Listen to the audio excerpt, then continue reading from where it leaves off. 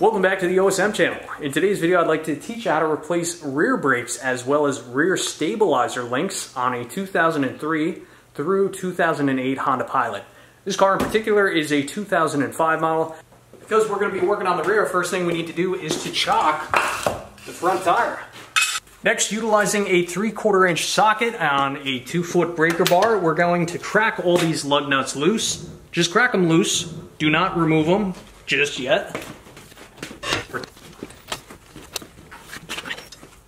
About 8 inches in front of the rear tire, you will find this jacking plate, which is along this pinch weld seam. So position your floor jack underneath this jacking plate and jack up the rear of the car. With the rear tire completely off the ground, remove all 5 lug nuts completely and then remove the wheel and tire.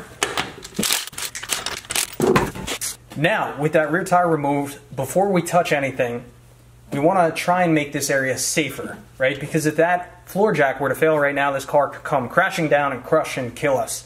So in order to help prevent that from happening, you're going to want to install at least one jack stand or some cribbing. I've seen some other guys put the tire underneath this assembly as well. I found a good spot to put a jack stand is underneath this receiver for the rear coil spring. I feel like this is a good strong point.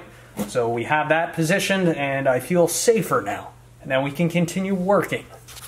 Now the next thing we need to do is remove this rear caliper. Now in order to remove this caliper, we need to remove this fastener and this fastener. Both of these fasteners are 12 millimeters. Now the lower one you can get to with a socket wrench. However, the upper one you're going to have to get to with a box wrench because the engineers decided to position the brake hose right in the way of that fastener. So let's try and crack this loose box wrench in conjunction with the hammer.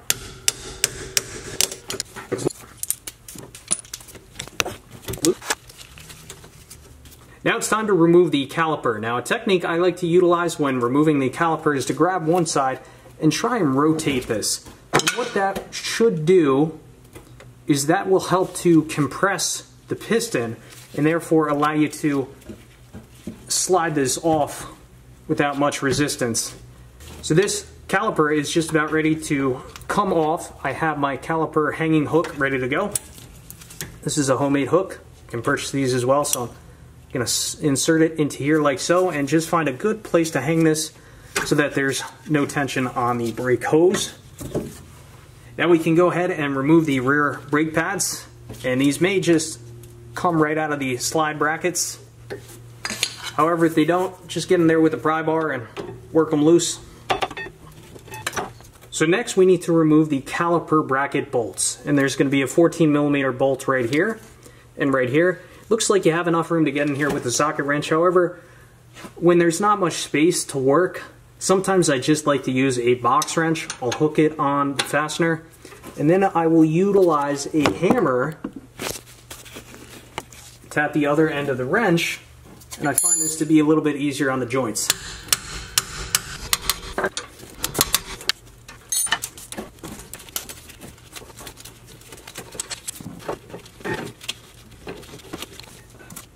Now we need to remove the rear rotor. Taking a look at this rotor, there should be 2 holding screws holding this rotor onto the hub. However, the mechanic that replaced these brakes last did not reinstall one of these holding screws, which isn't a big deal.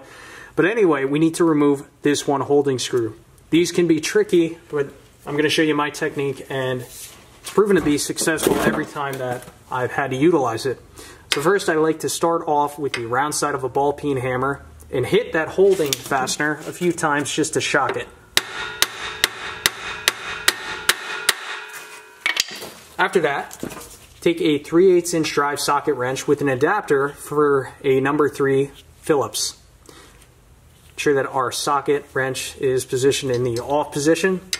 Position it on the fastener, and that actually cracked right loose.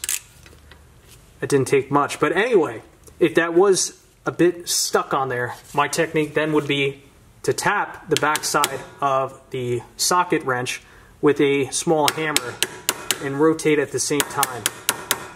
You're creating like a redneck impact, and that has proven to be extremely successful in getting these stubborn rotor screws to come off. But this one Looks like the mechanic didn't even tighten it. So I have some 5/16 by 18 bolts. Let's thread them in here and try and pull this rotor off the hub.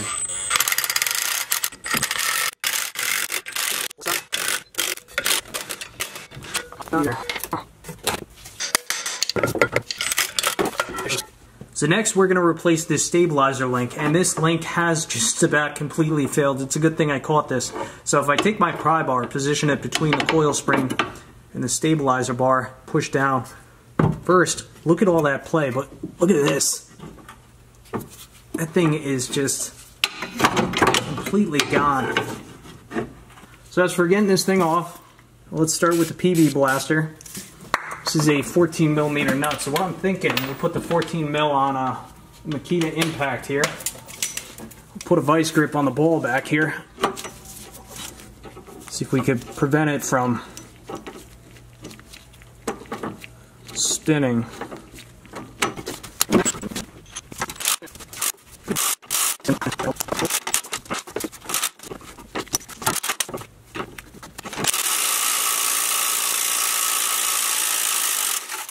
There she is.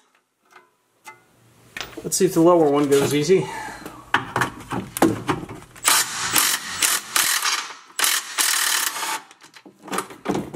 She's spinning too. Lovely. Alright, so as you recall, I said a little bit earlier, I didn't want to put much heat around this bolt because I didn't want to risk damaging this ABS line. Yes, I could have covered it up, but anyway, I took my angle grinder and I did a plunge cut this bolt almost completely through, did not touch this bracket at all. This is one of my favorite tricks. So what we're going to do now is we're going to take a chisel, try and chisel this nut off the rest of the way, starting with the top.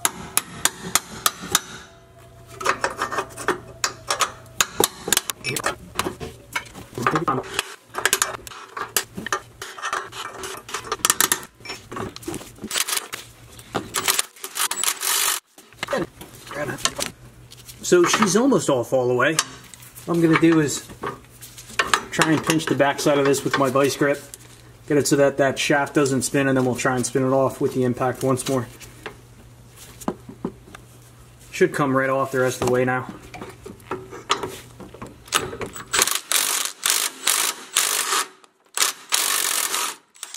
There she is. Beauty. Now let's install this new stabilizer.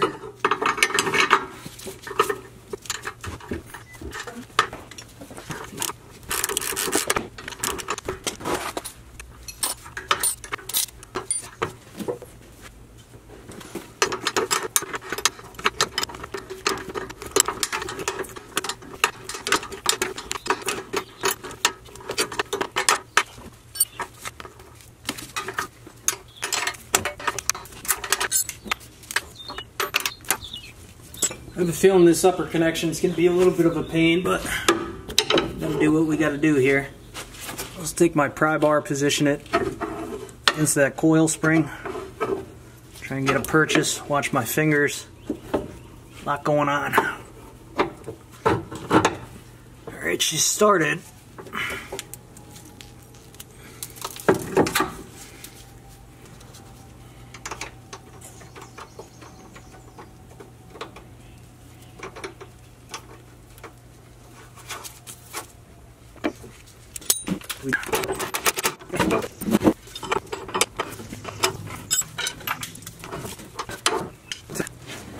Next thing I'm going to do is grab the rotor, first install it backwards, take some brake parts cleaner. I'm just going to spray the outer edge here. Take a paper towel, just wipe off the oil that this comes coated in. Flip it around, do the same thing on the other side.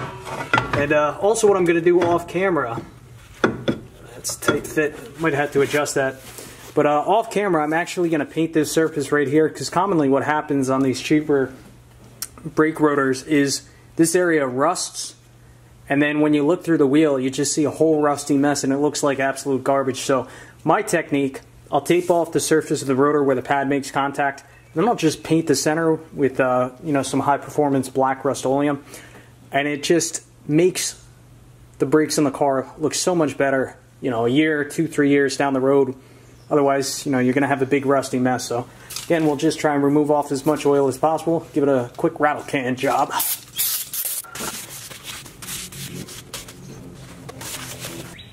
And here's how I do these quick rattle can jobs on these brake rotors. So of course, clean off all the oil, take some of this blue tape, and then just wrap it around the contour of the brake rotor where the pad would mate to the rotor, so that way you try and prevent paint from adhering to that part of the rotor.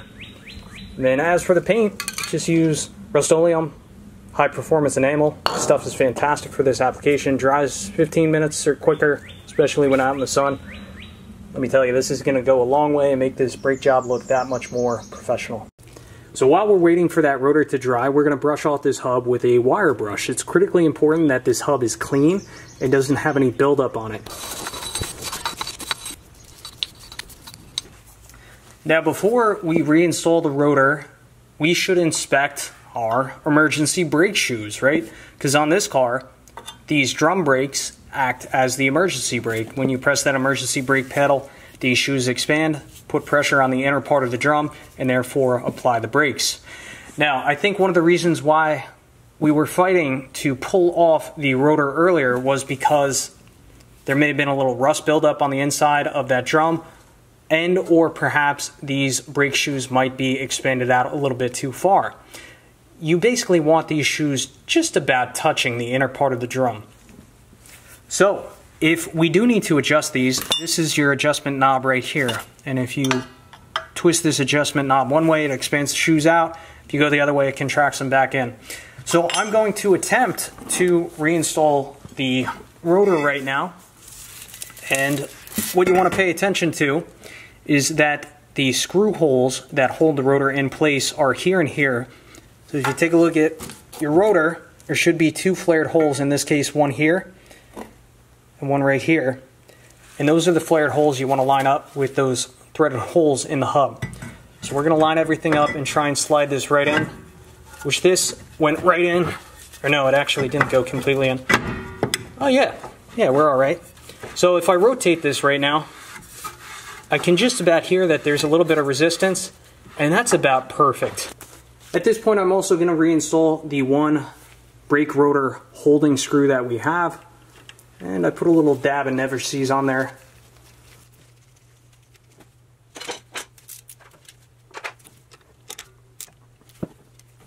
So next thing we need to do is to service our caliper bracket. And this is a critically important step that a lot of people either skip, miss, or sometimes, unfortunately, even the professional mechanics will elect not to complete this step in lieu of saving time, therefore making money. I think a lot of mechanics out there are paid by the job, right? If you get paid a few $100s for a brake job, if you can still get the brake job done and skip a few steps and save some time, I mean, at the end of the day, you're making more money. You're screwing over your customer, but unfortunately, that's how a lot of mechanics are out there.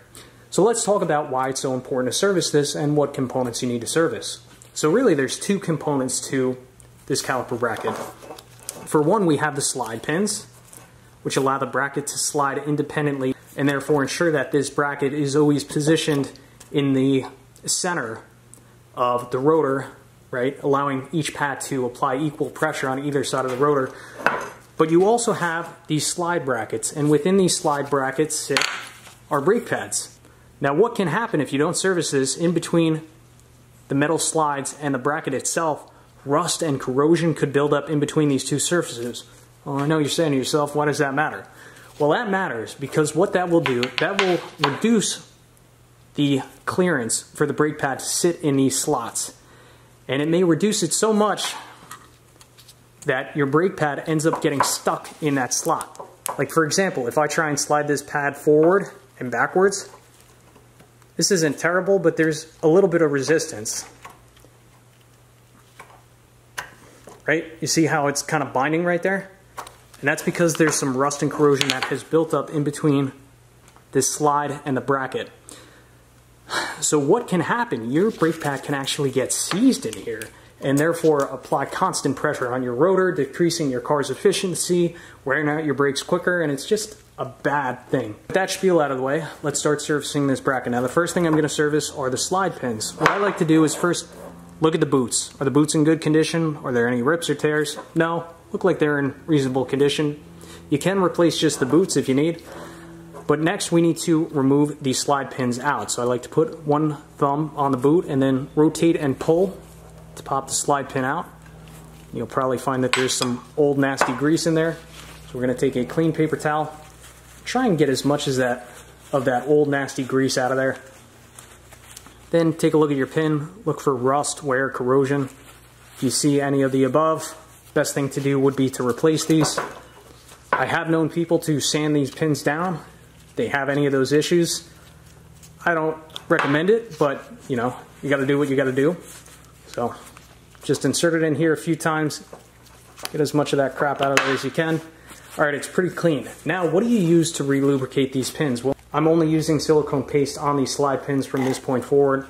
So I like to grab a big glob of silicone paste. I like to put a big chunk on the end of the slide pin. That way when we insert it back in the boot, it's kind of like a slow release mechanism. So we'll lubricate the pin real nice and just insert it back in the boot. Try and get that chunk in there. I like to rotate it as I push in. And then as you keep pushing, it should pop right on, like so. Just want to make sure that it's sliding freely. It is, so this side's in good shape. We'll do the same thing on the other side off camera. Alright, now that I have both of my pins serviced, now we need to clean and replace these slide brackets. So in order to pop these off, it's pretty simple. Just get yourself a flathead screwdriver, find yourself a purchase, pop them out. See a lot of schmutz falling out. Look at the back side of this. See how the powder coat has come off the metal. It's kind of popped out. See, that's the issue with not servicing these. You know, you reduce that clearance between the slide and the bracket and pads start to get stuck. No good. So I'm going to put this in the vise and we will clean this up.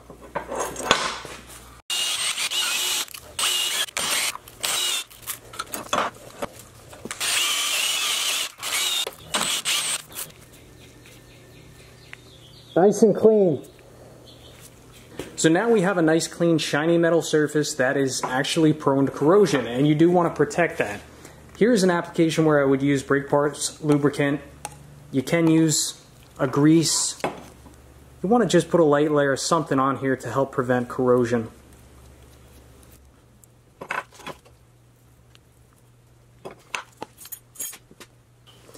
And with that metal now protected, we can install our new slide brackets. And these are pretty self-explanatory. They should just pop right in. I like to tap them in with a hammer too, just to ensure that they're fully seated.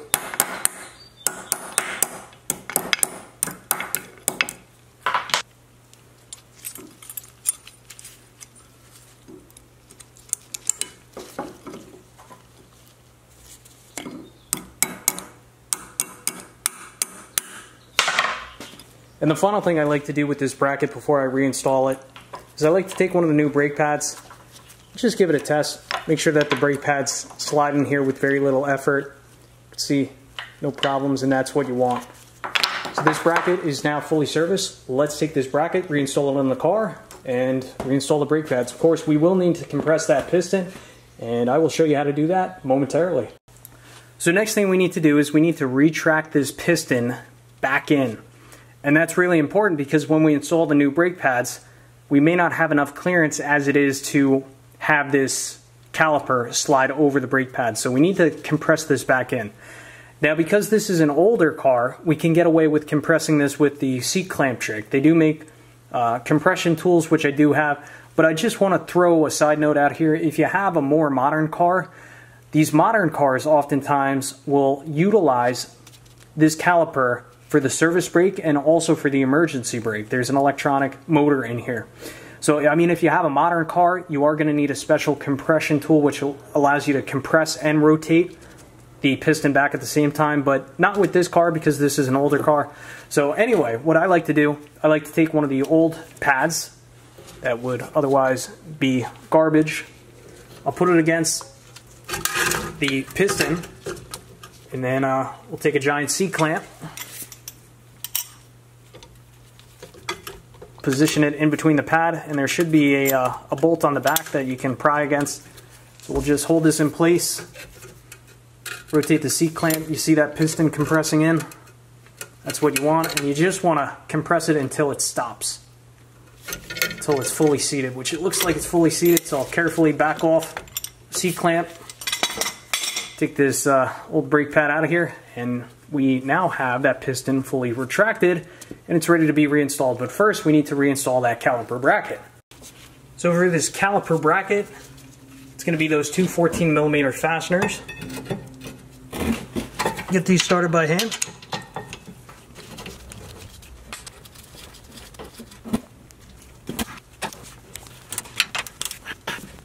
Now it's time to install the new brake pads. Now here's the question. Do you lubricate these slide channels or not?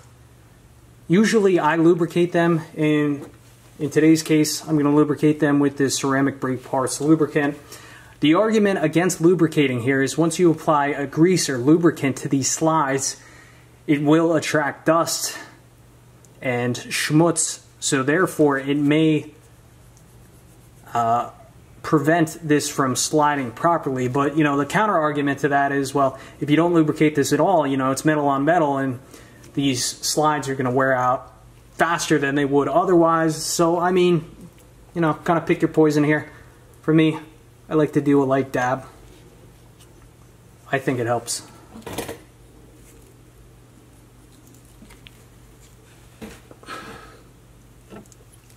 Now if you take a look at your two rear brake pads, one of them will have a wear indicator, or also referred to as a squealer.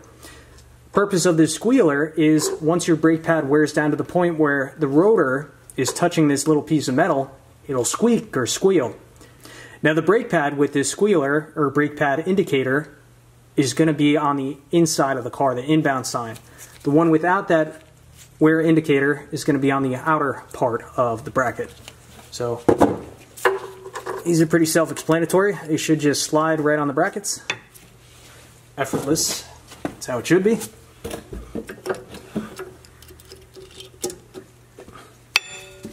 Beautiful.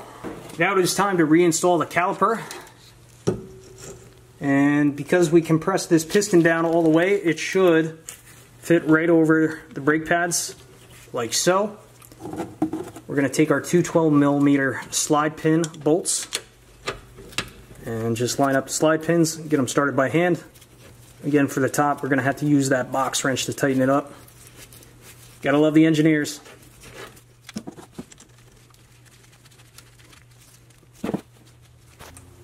So remember earlier I was talking about how these slide pins work? Well, I want to talk a little bit further about that. So because we compressed that piston, I actually can move this bracket in and out a little bit right now, which that is good. That is what you want. That allows for basically this bracket to be in the center of the rotor, which allows each pad to clamp equally on the rotor, providing the best stopping power. Now, what can happen if these aren't properly serviced, they may get seized, which means that when the piston is on the inside, it'll only apply pressure to the inner pad. And what will happen, only the inner pad will apply pressure on the rotor, therefore wearing down the inner pad quicker. The car's not going to brake as well. It actually may apply constant pressure on the rotor, which is all very bad things. But also, remember, the inner pad has that wear indicator, and the reason it has the wear indicator on the inside is for that exact reason, right? These get seized, piston only applying pressure on the inner pad's going to wear out quicker, so it's just going to give you an early warning that you got to replace the brakes and service the caliper bracket and the associated components. So everything's looking real good right here. I just got to make sure I tighten these down. So let's get those torqued down.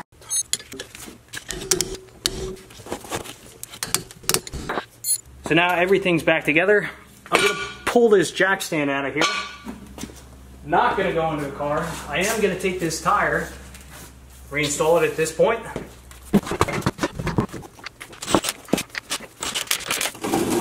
With that wheel back on the car, we can slowly lower it back down, and then we need to torque these bolts.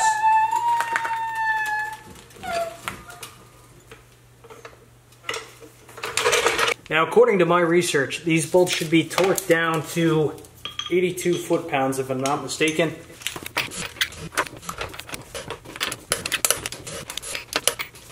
So the final thing we need to do here is to pump the brakes a few times until the brake pedal becomes firm. Now, because we compressed or backed off that brake piston, the first time we push this down, you may see this go all the way down to the floor. And what's happening, the hydraulic force is forcing that piston to extend. So it might not put pressure on the pads right away. So let's push it down once and see how far it goes down. Not too bad. The second time definitely feels like it didn't go down as far. So again, anytime you do a brake job, you just want to pump the brakes and ensure that the piston is making contact with the brake pads.